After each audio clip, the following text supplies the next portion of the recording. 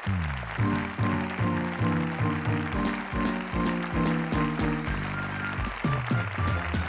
and welcome to Movers and Shakers. अरे India world cup लाने world cup लेकर आओ, वर्ल्ड कप। बस करो, shut up। World cup, world cup, world cup, मेरे तो कान पक गए ये वर्ल्ड कप सुनकर। वैसे ये वर्ल्ड कप का बुखार बहुत पुराना है। हमने तो सुना है इस पर एक फिल्म भी बन चुकी है, कब, क्यों और कहां। आगे चलकर बहुत सारे इंडियंस भी ये सवाल पूछेंगे, कब, क्यों और कहां। Where the hell is the cup? वैसे देखा जाए तो क्रिकेट पे टाइम भी बहुत वेस्ट होता है और खास इंग्लैंड जाना पड़ता है कप के लिए। क्या हमारे अपने देश में कप नहीं है? इतनी सारी प्लेट्स हैं तो कप्स भी होंगे। इसलिए ये बुखार उतारने के लिए हमने सोचा कि अगर हमारी टीम हार भी जाए तो भी हम उन्हें एक स्पेशल कप देंगे।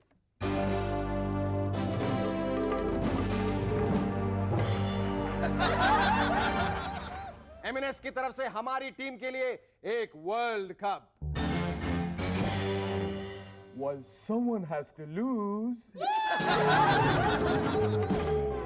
वैसे देखा जाए तो ये मल्टीपर्पस कप है।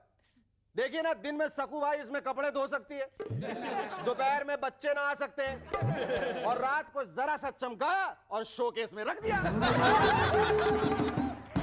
Our guests tonight are Ace Architect Hafiz Contractor and baby Sana. But before that, give a large round of applause to Sharuki and the Rubber Band.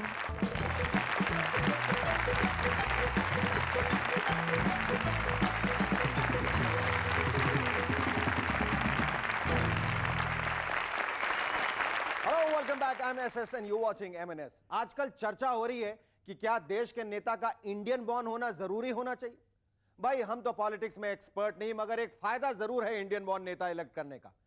घपलों का पैसा इसी देश में रहेगा, ज्यादा से ज्यादा स्विट्जरलैंड तक जाएगा। But that's okay. हमने सुना है कि हमारे नेताओं का स्विट्जरलैंड आना जाना इतना कॉमन हो गया है कि स्विस एयर फ्लाइट्स पे उन्हें स्पेशल डिस्काउंट्स मिलने लगे। ओह, फिर तो अब हमारे देश का खर्चा बहुत कम हो जाएगा।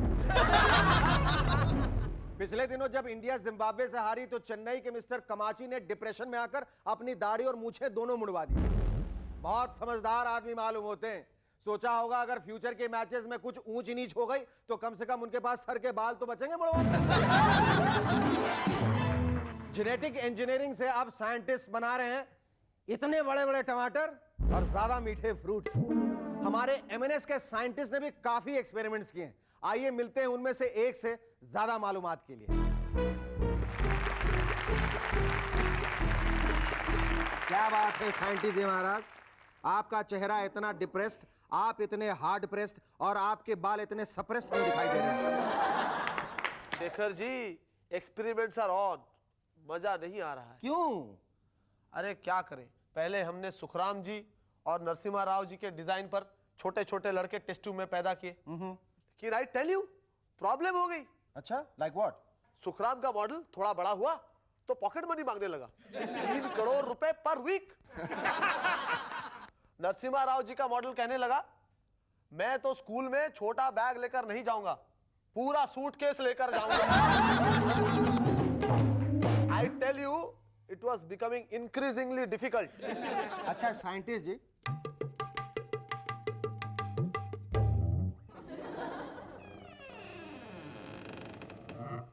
Any new projects?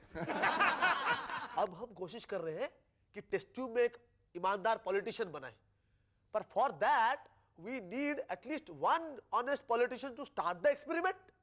Scientist ji बहुत मुश्किल काम है, भूल जाइए और कोई दूसरा प्रोफेशन अपनाइए। Anyway, thank you so much for coming. TV companies की तरह अब हमारा सब्जी वाला भी स्पेशल वर्ल्ड कप ऑफर्स देने लगा। सचिन की हर सेंचुरी पर 2 किलो करेले मुफ्त, कुंबले की हर विकेट पर बैंगन के ऊपर 50 पैसे का डिस्काउंट, जडेजा के हर 4 पर स्पेशल गोभी एक्सचेंज ऑफर। पुरानी गोभी दे जाइए और एक्सचेंज में 4 रुपए की पालक की नई जोड़ी ले जाइए।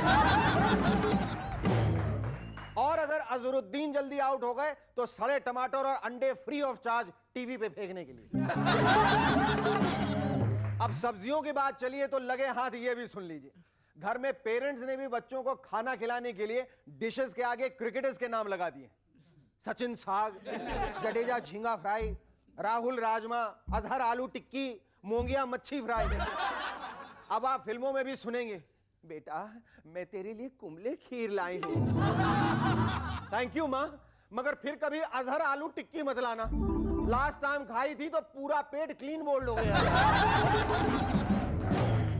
आजकल किसी भी टॉपिक पर एक्सपर्ट कमेंट चाहिए तो न्यूज़पेपर वाले मॉडल्स, फैशन डिजाइनर्स और हेयर स्टाइलिस्ट की राय लेते हैं। Manisha Koirala on cricket, Milind Suman on social issues वगैरह वगैरह। एक फैशन डिजाइनर ने विदेशियों पर एक किताब लिखी है और पेश है खास हमारे व्यूअर्स के लिए कुछ एक्सर्प्ट्स।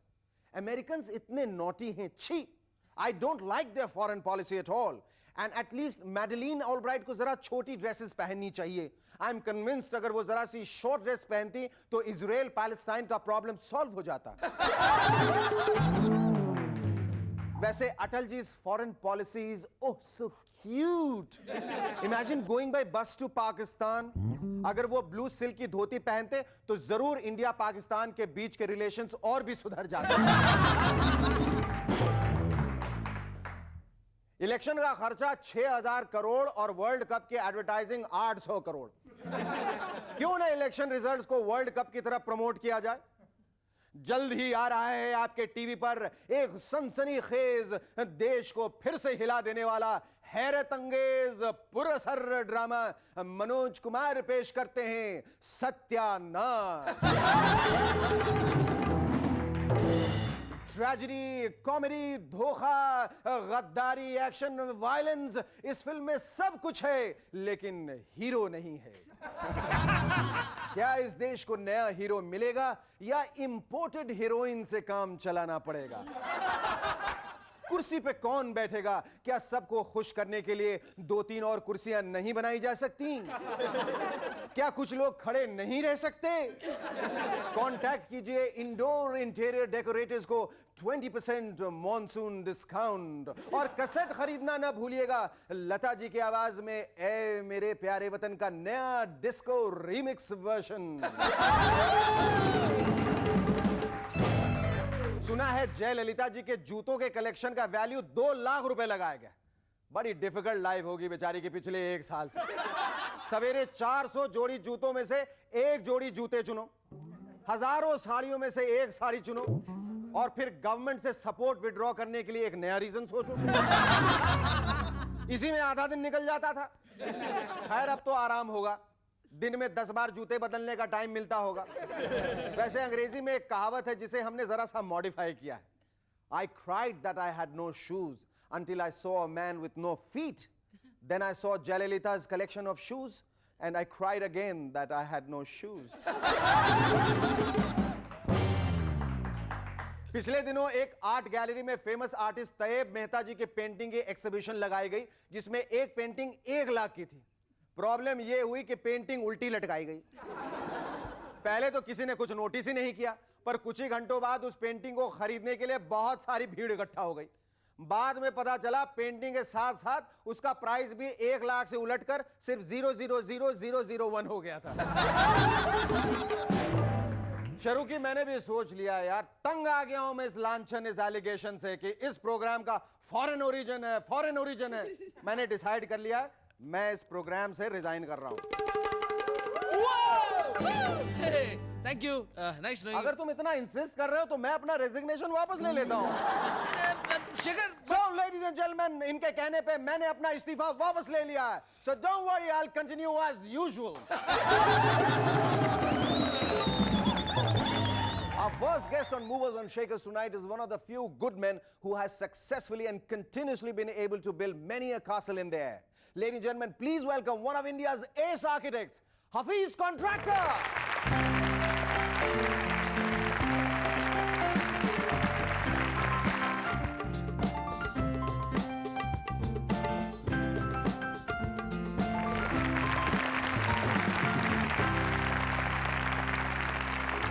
Hafiz, it's a great privilege to have you on the show. Thank you very much. Thank you for inviting me. I think one can very safely take your name in the same breath as few of the greatest architects in the world like Norman Foster, I.M. Pei, Philip Johnson and Lutyens, who made the master plan of Delhi. I think, I'm really flattered, but I think, it's, you can say that opportunity was there and I came at the right time and I did a few things in the right manner and so I'm where I am. You know, how does it feel to see a Hafiz contractor construction anywhere you go and everywhere you go in Bombay and everywhere else as well? I mean, how do you feel? Oh, when I see my own buildings, I definitely feel very, very happy.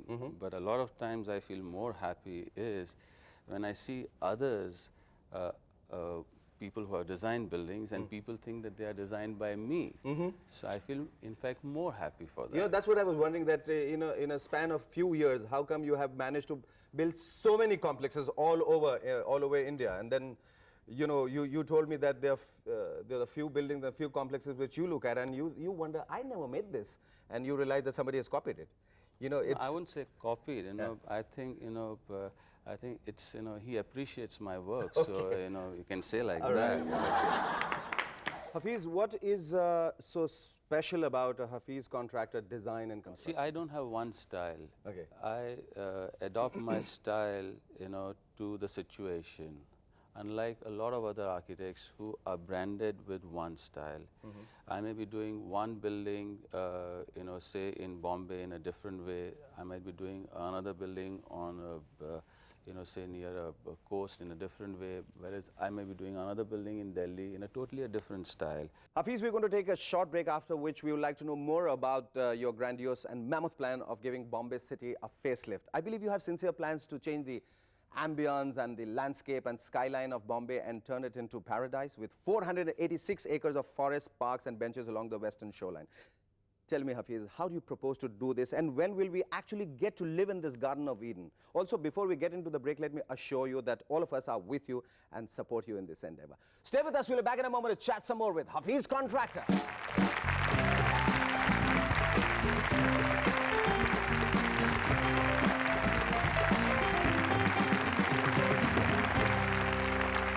Hello and welcome back to MNS once again. Hafiz, we were talking about your grandiose and mammoth plans of greening and beautifying Bombay.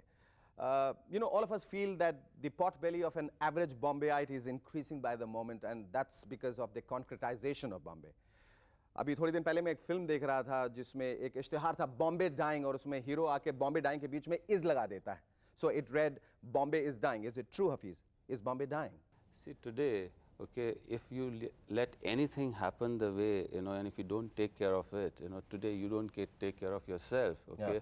Very soon, your health will start dying. So same is the case with Bombay, we are building buildings after buildings, somebody's taking care of water, somebody's taking care of everything, okay?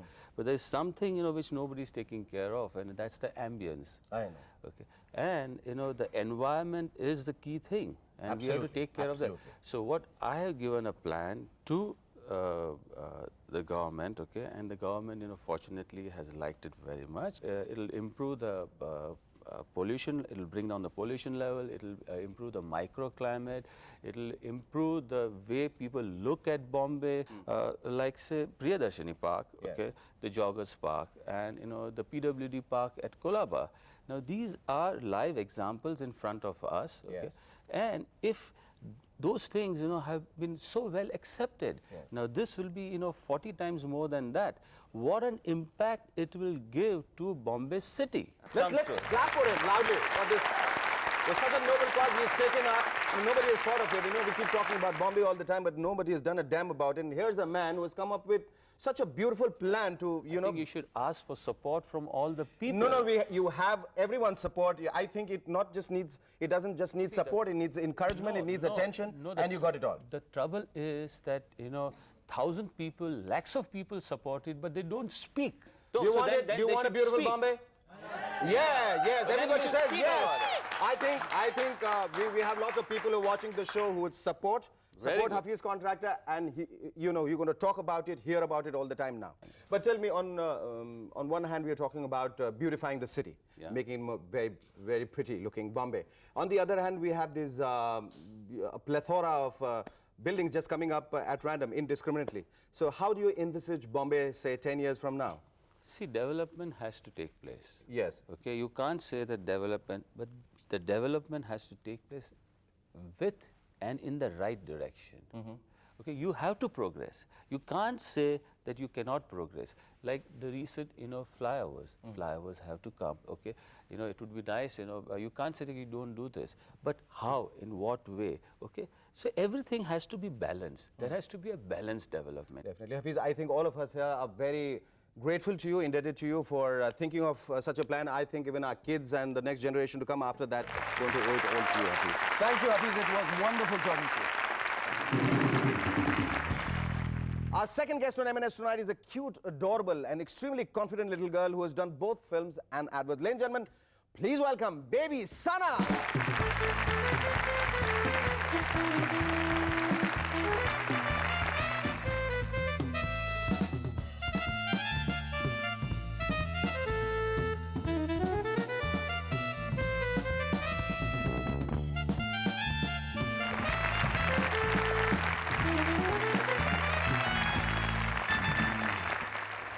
Sana, thank you so much for coming on our show. Sana, ये बताओ कि ये गुड़िया तुम हमेशा अपने साथ रखती हो? नहीं, कभी कभी लाती हूँ। कभी कभी लाती हो। आज क्यों लाई तुम? आज मेरे को इसे आना था इसलिए। इसे आना था? साना के साथ इसे आना था। बहुत खूब। सबसे पहले ये बताओ तुम्हें एक्टिंग करना अच्छा क्यों लगता है? क्या मजा आता है एक्टिंग करने में? मज़ा इसलिए आता है क्योंकि कभी होटल में जाना पड़ता है, मद्रास में जाना पड़ता है, ऊटी में। अच्छा, जगह जगह घूमने का मौका मिलता है। हाँ। अच्छा, तुम्हारी पहली फिल्म कौन थी? चाची 420। चाची 420 का टाइटल रोल तुमने जरूर किया होगा। नहीं। नहीं? किसने किया था? मालूम नहीं। तो किस किस के साथ तुमने काम किया? कौन कौन से एक्टर्स थे जिनके साथ तुमने काम किया और तुम्हें अच्छा लगा? कमल हसन, तब्बू, शाहरुख खान, जूही। अच्छा, हम लोग एक छोटा सा ब्रेक लेंगे, उसके बाद हमें ये बताना कि तुम्हें शाहरुख अंकल के साथ और जूही आंटी के साथ काम करके कैसा लगा। Okay, stay with us, we'll be back in a moment to chat some more with Sana.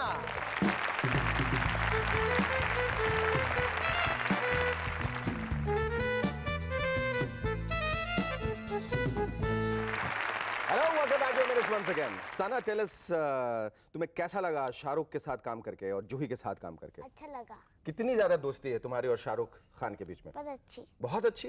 मेरे पास फोन नंबर भी है। अच्छा? हाँ। बता दो। बता दो। याद नहीं और डायरी में लिखा। अच्छा, श्रीदेवी के साथ जो तुमने काम किया टाटा टीम में, तो तुम्हें कैसा लगा? तुम श्रीदेवी जी की फिल्में पहले देखती थी? हाँ। हाँ। कौन कौन सी फिल्म तुमने देखी है श्रीदेवी की? नाम याद नहीं है, मैं नाम नहीं देखती हूँ। बेटा तुम्हें क्या याद है मुझे बताओ। तुम ये बता दो तुम्हें जो याद है। मैं आगे मुझे कुछ भी याद नहीं। तुम्हें कुछ भी याद नहीं? मैं कौन हूँ, मैं कहाँ हूँ, मुझे यहाँ कौन लेके आया?